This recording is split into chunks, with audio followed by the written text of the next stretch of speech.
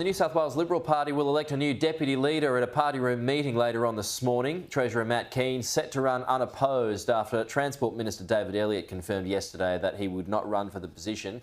Mr Elliott claims that he changed his mind about running for the role after discussions with Premier Dominic Perrottet. Let's go to Sydney. Joining us live is the New South Wales Finance Minister Damien Tudehope. Minister, good morning. So do you support Matt Keane as the deputy leader of the Liberal Party in the state? Well, interestingly enough, Pete, I don't get a vote, so the upper house members don't participate in the election of the deputy leader. But however, the party room will make a decision about Matt Keane and whether they want him to be the deputy leader of the party, and I anticipate that they will. And would you be happy with that as a member of the party?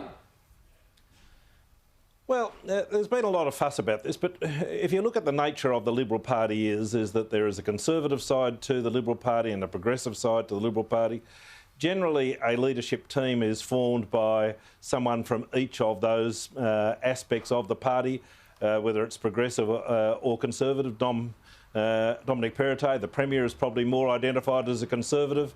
The progressives in the party would probably prefer a progressive to be the deputy. Now, that's the balance that the party would anticipate, and generally is the perception of the party. Now, he and I may disagree on lots of things. I probably also identified as a conservative, and there are times when Matt and I have robust discussions about some issues. But I'm picking up that you'd prefer it be someone else.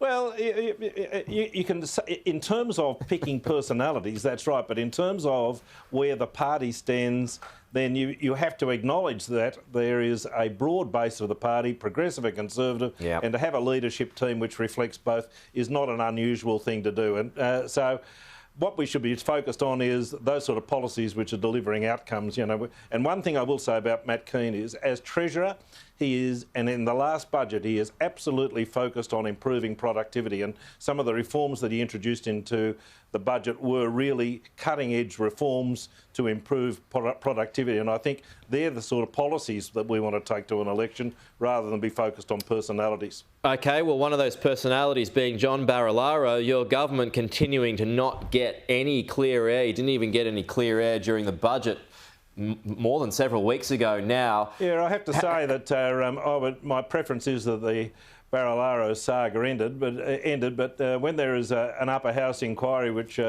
delivers its own agenda, there is obviously political advantage for continuing that inquiry.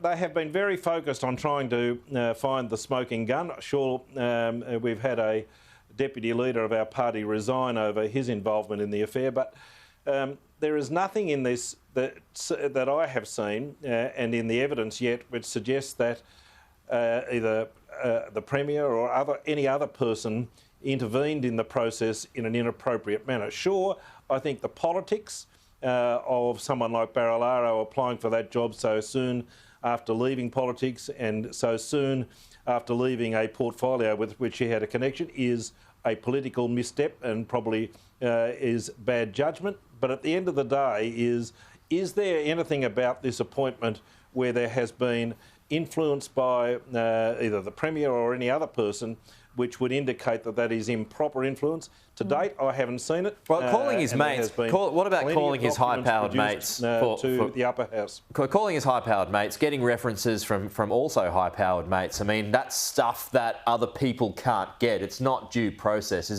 That's the problem here?